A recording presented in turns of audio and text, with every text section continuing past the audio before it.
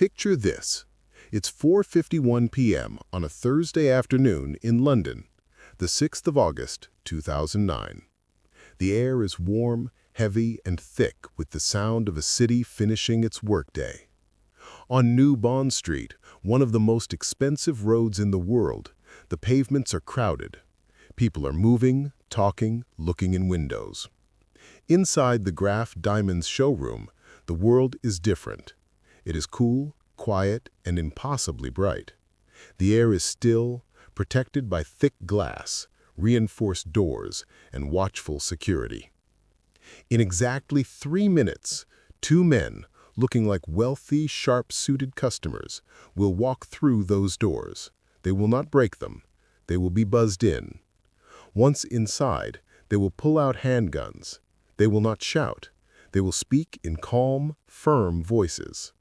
They will steal 43 items of jewelry, rings, necklaces, earrings, and watches, set with some of the rarest and most perfect diamonds in the world. The total value of the items they will place in a single bag, £40 million. In less than 5 minutes from the moment they enter, they will be gone. They will melt back into the city, using a perfectly planned, surgically precise relay race of 5 different cars, a system of decoys and switches so complex it will leave the police stunned. It will be called London's quickest escape. But here's what makes this story truly chilling. The heist wasn't just a robbery, it was a performance. It was the obsessive, meticulous, and patient creation of one man. A man who, like so many in a city of millions, had learned the true power of being invisible. He didn't just plan a robbery, he planned an illusion. He studied the makeup used on film sets. He memorized the timing of traffic lights down to the second. He built a flawless, multi-layered escape machine. And he did it all while moving through the city as a ghost, a person no one ever looked at twice.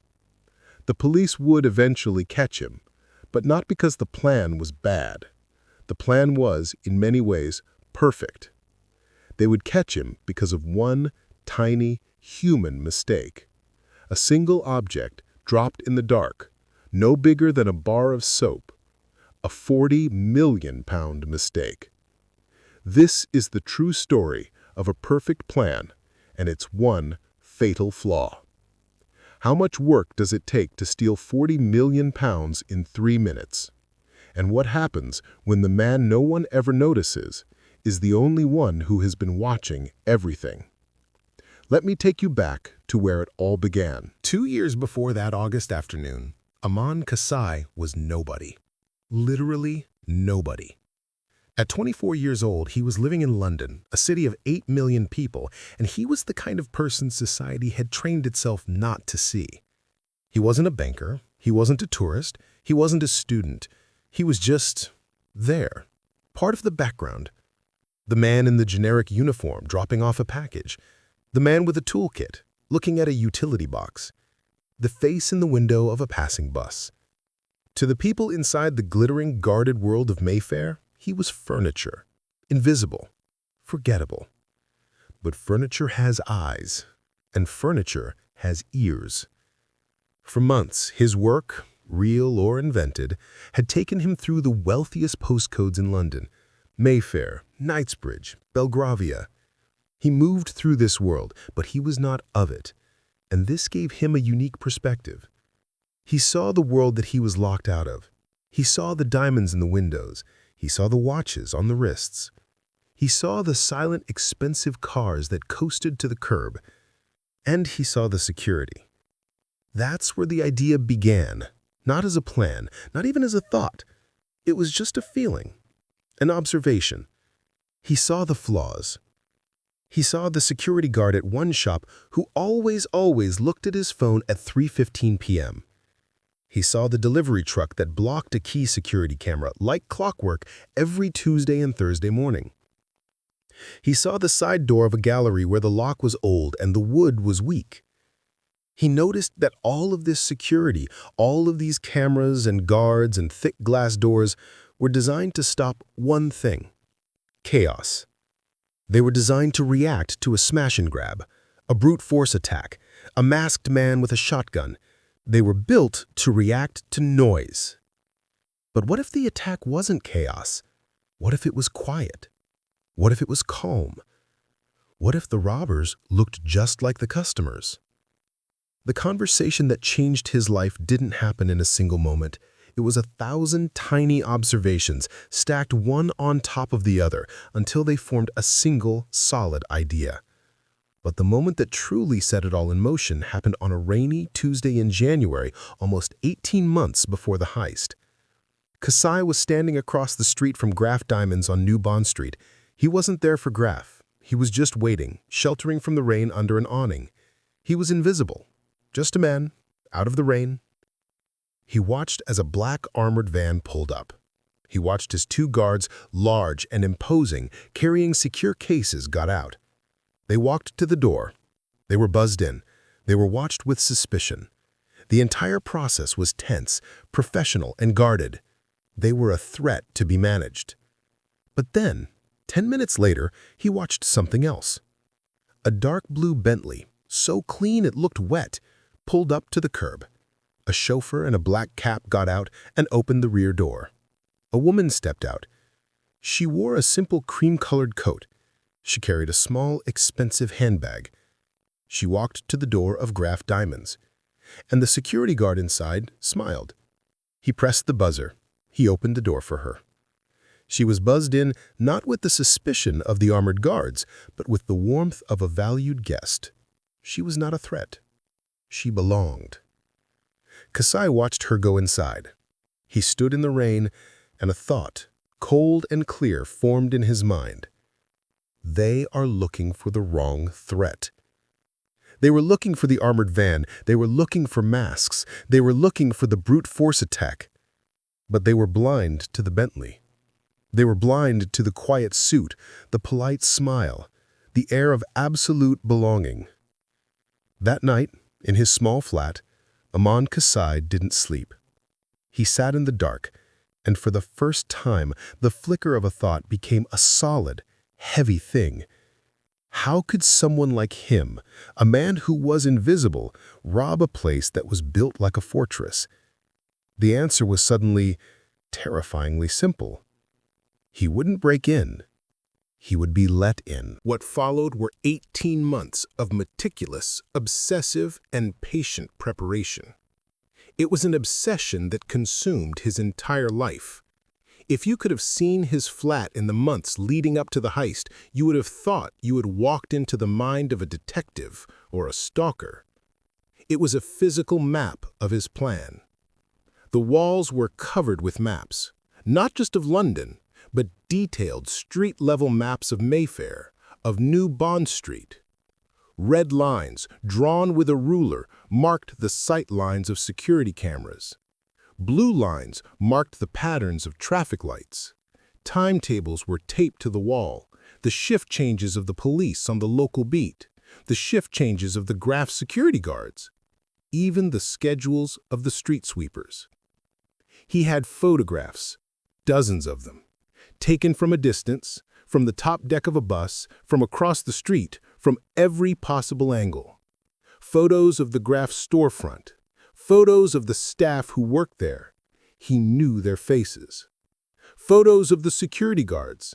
He knew who took their smoke breaks and when. He knew who was alert and who was bored. Aman Kasai was not a criminal mastermind, not in the traditional sense. He was a man with a dangerous, terrifying level of patience. He was a man who understood that knowledge wasn't just power, it was a key. He knew he couldn't do this alone, but he also knew he couldn't trust anyone with the whole picture. He started to build a network, not of partners, but of tools. He found a man named Craig Calderwood. He found other men who could get him things: a car, a phone, a weapon. Each man was a piece of the puzzle, a single cog in machine. But only Kasai could see the final image. Only Kasai held the blueprint. He needed guns, but he was smart. He knew that real guns meant real violence. Real violence meant a different kind of police response, a different kind of sentence. He wasn't a murderer. He was a strategist. He wanted the image of violence, the threat of it, but not the chaotic, bloody reality. He procured 2 handguns. They looked heavy and real. They were enough to create the fear he needed, the fear that would ensure control. But the guns, the cars, the maps, they were all standard. They were the tools of a normal heist. The true genius of the plan, the part that Kasai obsessed over, the part that mirrored the woman in the Bentley, was the disguise. He wasn't just going to wear a suit. He was going to become someone else. He replayed this scene in his head over and over. The woman, the guard smiling, the door opening. The key was not to be invisible in the way he was now. The key was to be the right kind of visible. Kaseye needed a new face. His research was, as always, obsessive.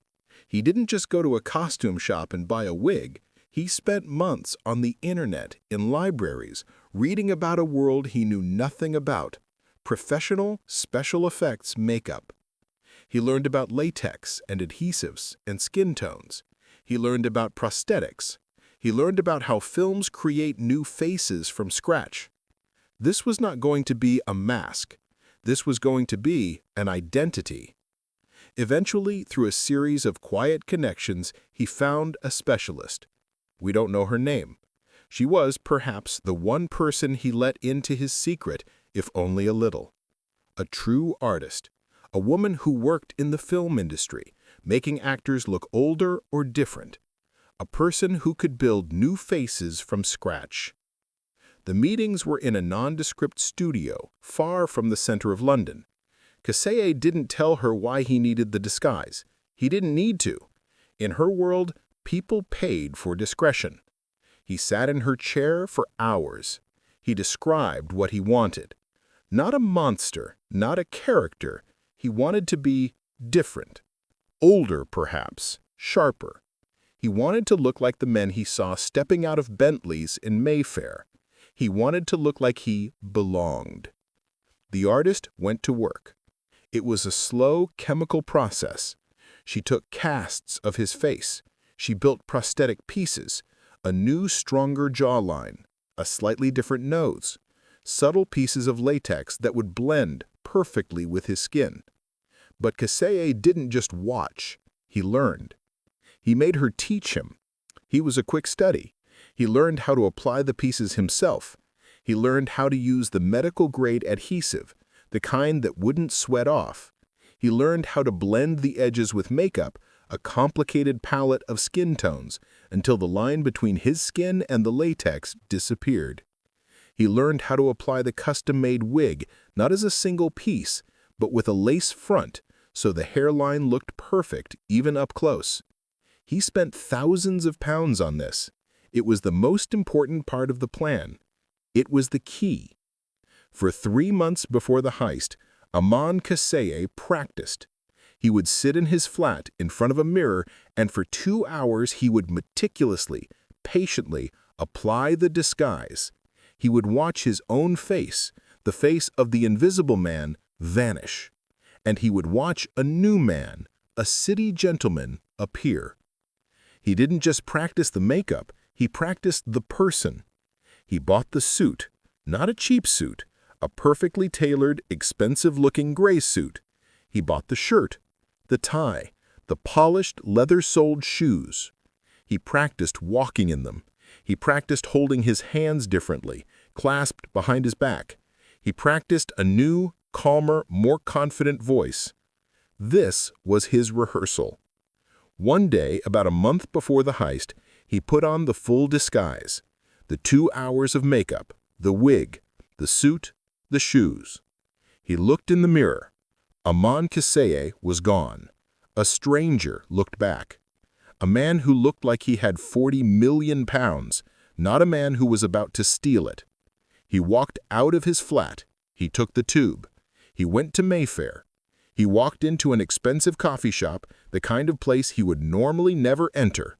He ordered an espresso, and he watched. He was testing it. Did people stare? Did they look at him like he was a freak? Did they see the disguise? No, they didn't. They looked through him, but in a different way. He was no longer the invisible repairman, the person they ignored. He was the invisible rich man, the person they were polite to but didn't question. He was just another suit in a city full of suits. He blended in. The plan was perfect. He had become the man the guard would smile at. He had become the man who would be let in. He did the same for his accomplice, Craig Calderwood. Another suit, another wig, another new face. Two men looking like they were on their way to a very important, very expensive business meeting. They were ready. Now, the escape. This was the part that truly separated Aman Kasai from a simple, impulsive criminal. He knew that stealing the diamonds would be the easy part. The adrenaline, the speed, that would be over in minutes. The hard part was keeping them. The hard part was getting away. He knew London. He knew it was a city of cameras, a digital net that trapped everyone. You could not drive a car for 10 minutes in central London without being seen, recorded, and logged. Your license plate would be captured dozens of times. So, he decided not to fight the cameras. He would use them. He would flood them with information. He would give them too much to look at. He designed a switch car system. It was not a simple getaway. It was a logistical masterpiece, a relay race against the entire city. Car 1, a blue BMW. This would be the initial getaway car. It would be parked just around the corner from Graff. It was fast, but also common. It would be seen leaving the scene. The police would be looking for a blue BMW. Car 2, a silver Mercedes E-Class. This car would be waiting a few streets away in a quiet, hidden mews. The BMW would be abandoned, and they would switch to this car. The police, still looking for the BMW, would be minutes behind. Car 3, a black Mercedes C-Class. Waiting further away, another switch.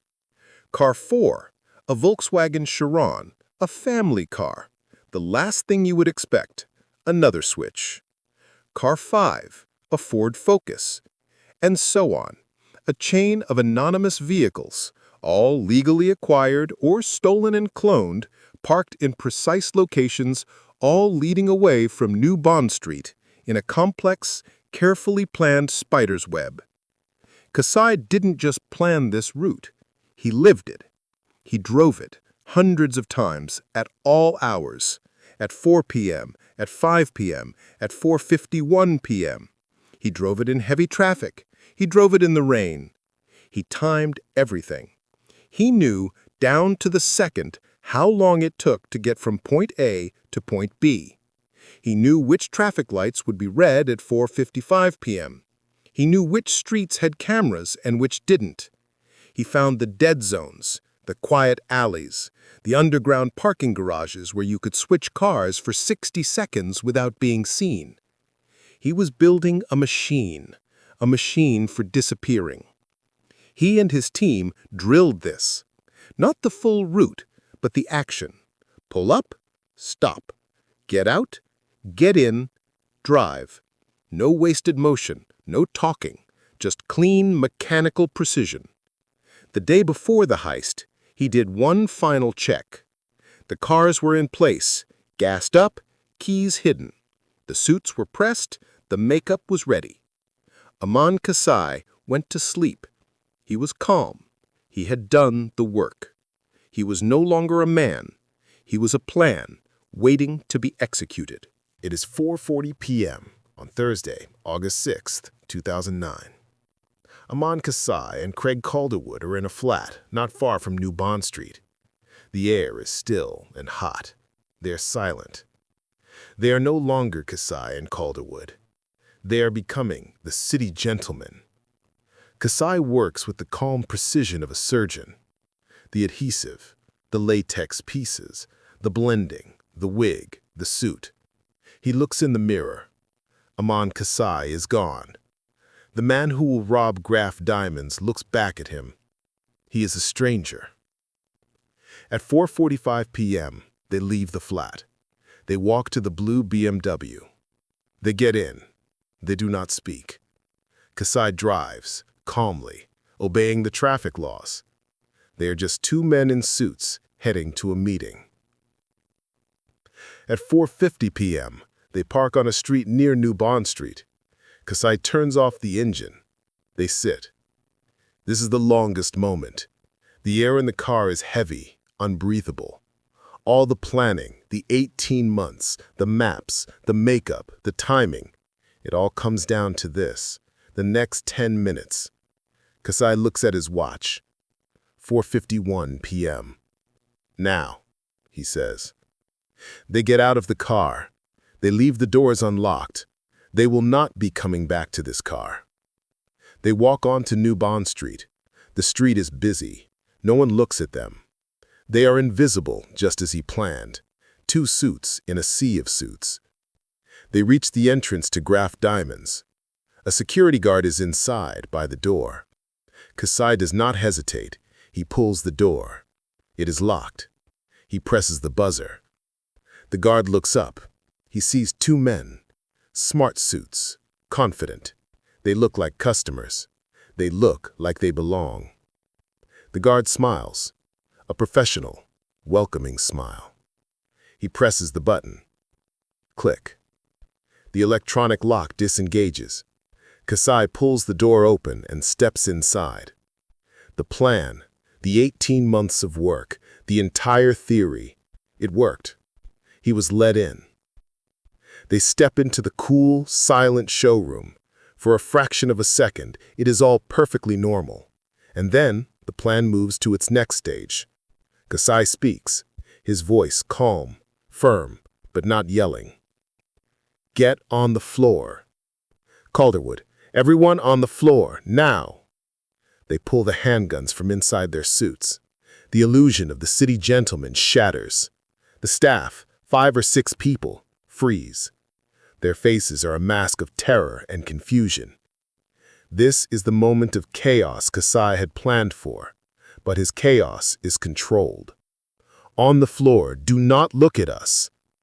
The staff drop to the ground, hiding their faces. The security guard, unarmed, does the same. Calderwood holds his gun on the staff. Stay down. Kasai vaults over the counter. He knows exactly where he is going. He has studied the layout of this shop for months. He knows which cabinets hold the most valuable pieces. He points his gun at one of the staff members, a woman. Open the cabinets. Now, the keys. Her hands are shaking. She can barely breathe.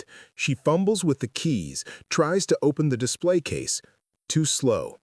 He doesn't wait. He pulls a small, heavy hammer from his pocket. Crash. He smashes the glass of the first display case. The sound is shockingly loud in the quiet room. He doesn't grab blindly. He selects. The yellow diamond necklace, the ring with the large blue diamond, the diamond-encrusted watch. His hand is sure. He scoops them into a bag. Crash. He smashes the next case. Rings, earrings, more. His movements are fast, efficient, mechanical. He is not a man. He is a harvest machine. He takes 43 items. Only 43. The ones he came for. The whole time, the alarm is blaring. It's a high, piercing sound, but it feels distant. Inside the shop, time has slowed down. Kasai vaults back over the counter. Total time inside, less than 3 minutes. Let's go. They move to the door, but Kasai isn't finished. He has one last cold, calculated move. He grabs one of the female staff members from the floor. He pulls her to her feet. You're coming with us. He drags her out of the door, holding her as a human shield. This is not panic. This is part of the plan. It prevents the guard from trying anything. It prevents anyone on the street from being a hero. They are out on the street. People are screaming, running. The alarm is pouring out of the open door. Kasai and Calderwood, still holding the woman, run to the corner. They reach the blue BMW. Kasai shoves the woman away. Don't move. She collapses on the pavement, unharmed, but terrified. The human shield part of the plan is over. She served her purpose. They jump into the BMW. Kasai starts the engine. At 4:54 p.m., the BMW screeches away from the curb, merging into the traffic. They are gone. The escape is in motion. The machine that Kasai built is now running. Switch 1. They drive the blue BMW for less than half a mile, less than 90 seconds.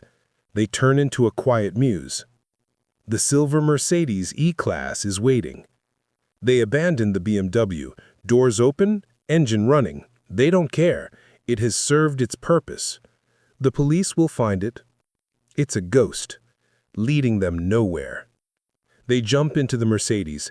Kasai drives. They pull out, calmly. But in this moment, the perfect plan develops its first tiny, invisible crack. In the rush, the adrenaline, the transfer from one car to the other, Kasai's hand brushes his pocket. A small, cheap burner phone he was using for the heist slips out. He does not notice. It falls, silently, into the dark gap between the driver's seat and the center console. A tiny piece of plastic and metal, lost in the shadows. A 40 million pound mistake. They drive away. Switch 2. They drive the Mercedes for a few more minutes, cutting through the heavy 5 p.m. traffic. They reach the next point, a black Mercedes C-Class in an underground garage. They abandon the silver Mercedes. They get into the black one. Switch 3, 4, 5. The relay race continues, from the black Mercedes to the blue Volkswagen, from the Volkswagen to a Ford Focus. At one point, they switch to a motorbike to cut through a notorious traffic jam. At each switch, they shed a layer. In one car, they dump the suits and guns into a bag, revealing different, casual clothes underneath. In another, they use pre-soaked wipes to start scrubbing the makeup, the latex, and the adhesive. Their new faces are melting away. Amon Kasai is slowly re-emerging from the city gentleman he created.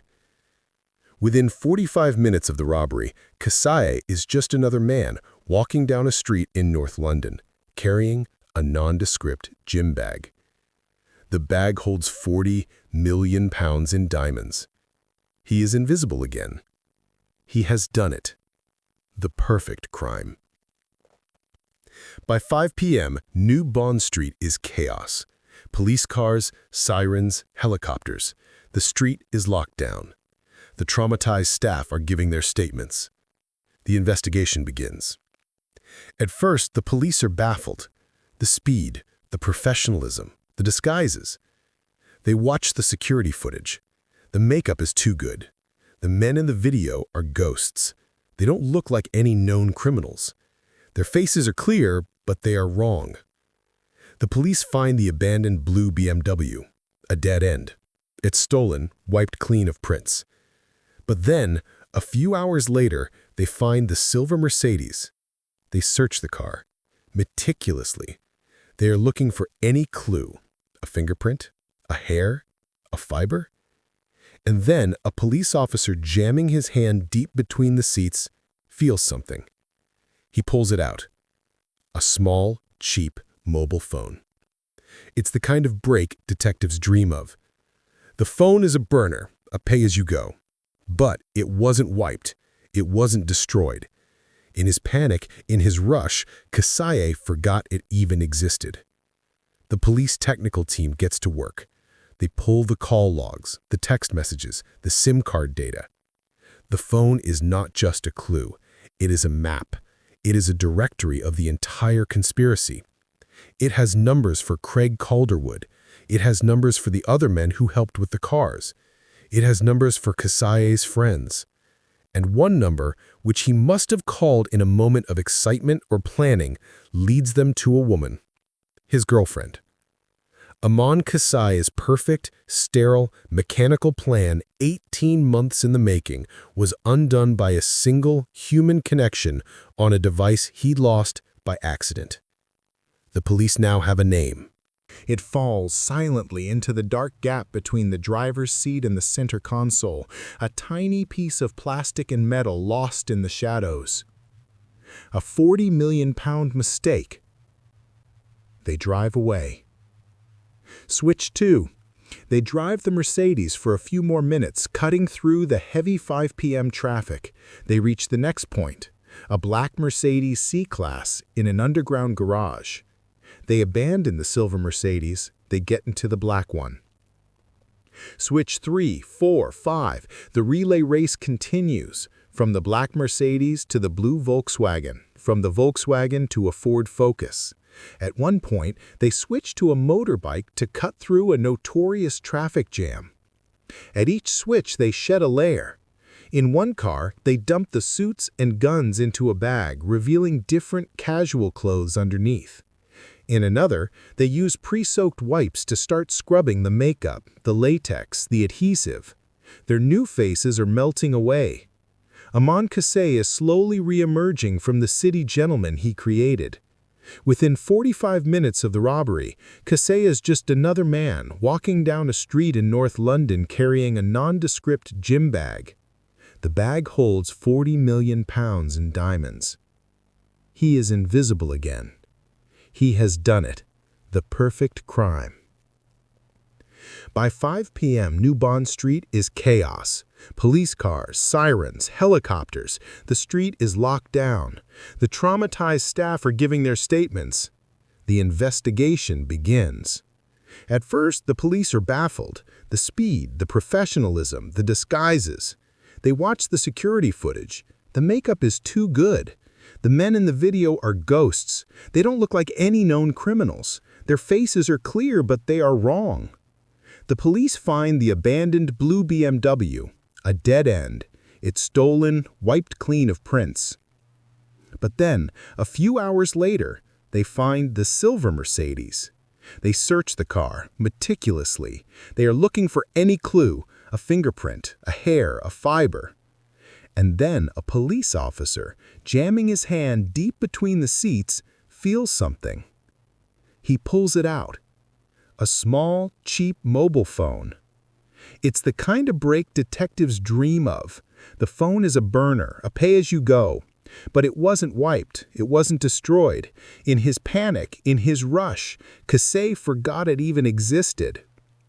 The police technical team gets to work. They pull the call logs, the text messages, the SIM card data. The phone is not just a clue, it is a map. It is a directory of the entire conspiracy. It has numbers for Craig Calderwood. It has numbers for the other men who helped with the cars. It has numbers for Kasaye's friends. And one number, which he must have called in a moment of excitement or planning, leads them to a woman. His girlfriend. Amon Kasaye's perfect, sterile, mechanical plan, 18 months in the making, was undone by a single human connection on a device he lost by accident. The police now have a name. They don't move in right away. They watch. They listen. They follow the digital breadcrumbs from that one tiny phone. The net begins to close. Kasaye, on the other hand, is trying to move the diamonds. But this is harder than he thought.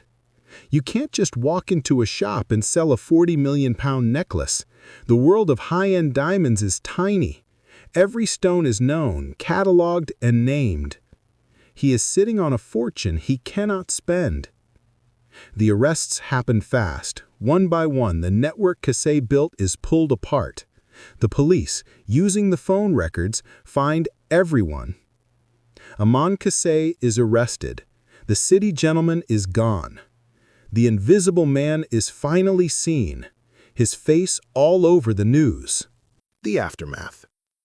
In court, the story that emerges is one of obsessive, brilliant planning. The police themselves express a grudging admiration for the complexity of the escape. They call it logistically perfect. But the mistake with the phone is fatal. Aman Kasai is found guilty. He is sentenced to 23 years in prison. Craig Calderwood gets 16 years. The other members of the team, the cogs in the machine, are all jailed. Justice, in a way, is served. But what about the diamonds? What about the 40 million pounds? Out of the 43 items, almost none are ever seen again. It is believed they were sent almost immediately to contacts in Belgium and Switzerland. They were broken up. The large, famous, priceless stones were carefully, brutally chipped into smaller, anonymous diamonds. The necklaces were melted down. The rings were destroyed. The diamonds were recut. They lost their history. They lost their names.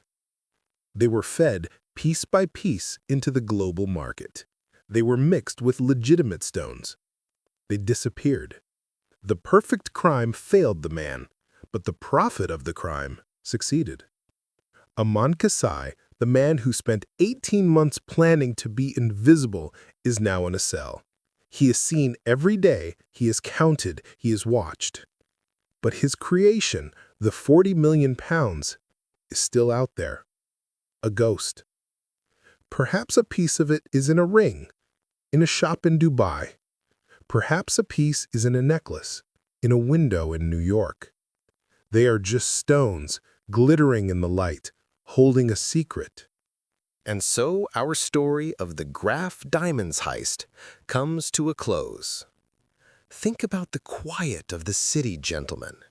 Think about the careful, patient planning, the maps on the wall, the hours of practice applying a new face. And think of the one small mistake. The phone slipping into the darkness. A tiny error that unraveled a perfect plan. It's a reminder that no matter how perfect a machine we build, there is always a human in the middle of it. Now, let the images of the story begin to fade. Let the flashing blue lights of the police cars grow distant. Let the sparkle of the diamonds grow soft and dim. There are no more cars to switch, no more plans to make. The heist is over. All that is left is the quiet, the stillness of the night. Your mind can be still, your body can be heavy. Feel the tension leaving you. Feel yourself sinking gently, comfortably into the surface beneath you. There is nothing left to do, nothing to solve, just the simple, easy rhythm of your own breathing, in and out. Let the story go. Let the thoughts go. It is time to rest. Sleep well. Good night.